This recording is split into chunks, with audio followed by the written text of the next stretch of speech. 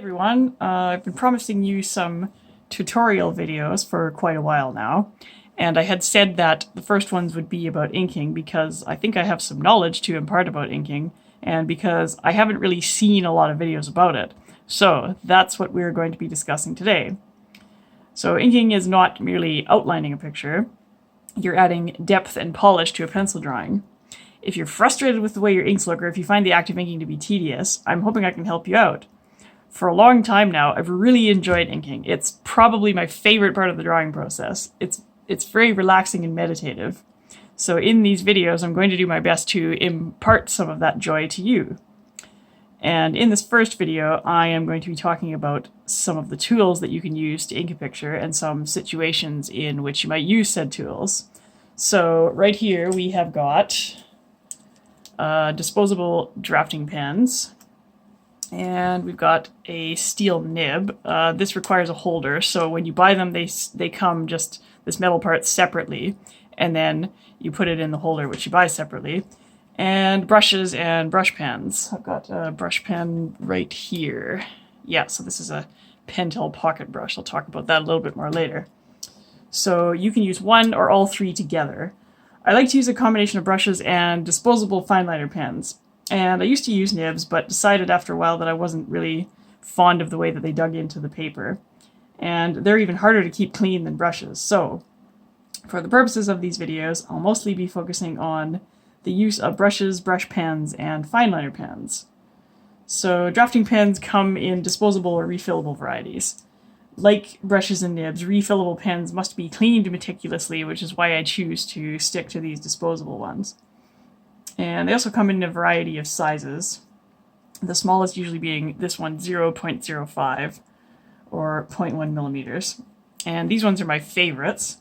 Faber-Castell Eco Pigments. You might also be familiar with their Pitt Artist brush pens, which are pretty good. Generally, I only use those for sketching, not finished pieces. So the only problem with these is that they don't come in 005, and that's why I use the Staedtler pigment liners for that. A lot of people like microns. I used to use those, but I find them sort of bleedy. I'm not telling you what to use, though. I'm just outlining what I like using. So I'm probably not going to spend a lot of time talking about brushes, at least not in this video, because I use them less and less over time. Because sable hair brushes are banned from import in a lot of places now, so it's getting harder to find them. These are the ones that I do use when I do use them. So they're half sable and half synthetic. And I think these are every bit as good as the Kolinsky sables, which a lot of people like using, but they're about like half the price of those. So I wanted to talk a little bit about the Pentel pocket brush. So this is a refillable brush pen with nylon fibers. So it looks like this. And the end just screws off like this. Get it into the frame here. This is easier to do when you got the cap off too. So it screws off like this. And there's a cartridge in here. It looks like I got to replace that one too. So there's this cartridge that's very easy to take out and replace. So I might as well do this right now actually, since it needs replacing. Just hang on a second here. Okay, so I'm back with a cartridge here. So I'll unscrew that like I did. Just put that there. And so it just comes out like this. And then the new one, just kind of push in like this. There we go. Click. And we're all done. Just screw this back on. So it's a very versatile tool. It's excellent for doing brush drawings on the go. And you don't have to keep it clean or keep dipping it into an ink bottle every 20 seconds. I do still find it hard to make really fine lines with it, so I fall back on fine liners for that. Before you ink anything, you should always test how your tools and your ink are going to behave on the paper first. Because you might find that certain paper doesn't take very well to certain ink, leaving you with a massive frizzy bleeding lines everywhere. I don't have an example of that to show you. I probably should have made one, but just try and imagine that. If you're an artist, it's probably happened to you before. You might also find that other media that you add over top of the inked piece can destroy or smear your lines. So when I make a marker piece, for example, I will do the lines last. I'll do the marker coloring first, and I'll do the ink lines around it once I'm done. So just a quick aside, it's also fun to save worn out brushes if you want to do a dry brush effect, and I will show you an example of that in just a minute. So this right here is the paper that I like to use for my ink and marker pieces. I'll just zoom out a little bit so you can see the whole pad. So it's called Borden & Riley Bleed Proof Paper for Pens. It's the best. It is as smooth as silk, and it's also the whitest paper I've ever seen. And it seems to be quite a bit cheaper than Bristol. It comes in pads of 40 sheets for about $26. And I drew all of Look Straight Ahead and Dust Ship Glory on it, and Arcade as well. It does suck for paint and pencil drawing, so just keep that in mind. So let's take a look at some of my Look Straight Ahead pages, and I will give you a quick rundown of which tools I used where and why I used them in the places that I did. So this is page, I can't even remember, 160 something. So I'll zoom in a little bit on this. Come on, there we go. Okay, so the brush, this brush, it may not have been this exact brush. I probably used a size 1. This is a size 4. So I used this for most of the foreground elements. So these trees.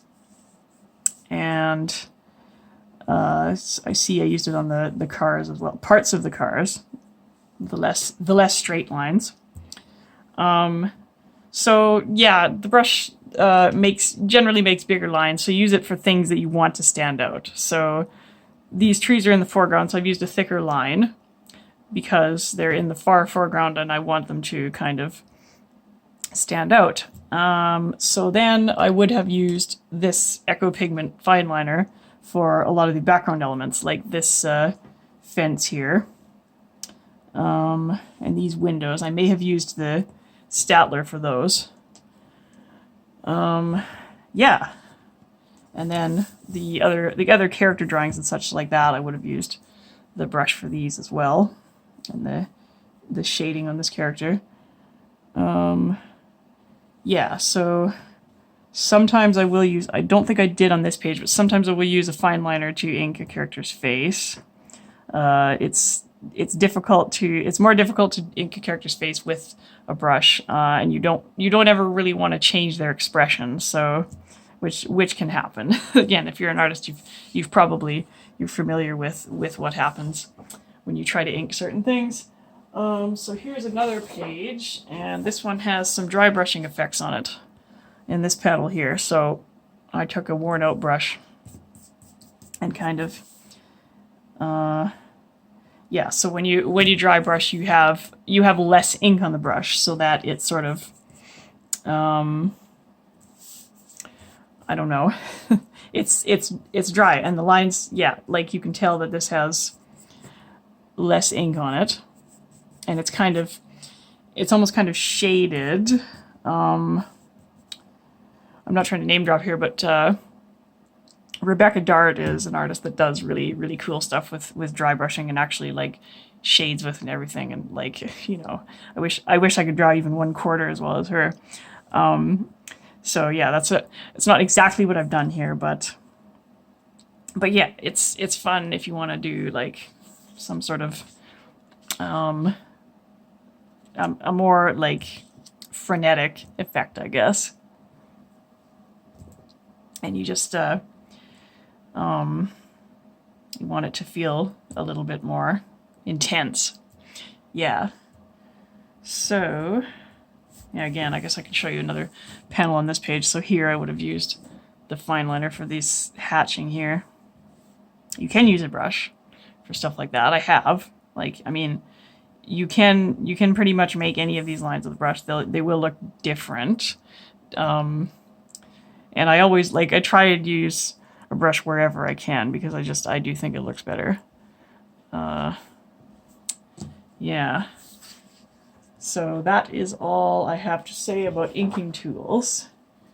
And in the next video, I will start showing you how to use them. So stay tuned for that. That will be up on Patreon whenever I get that done. So thanks for watching this video. I hope you enjoyed it. And I'll be back with another one soon.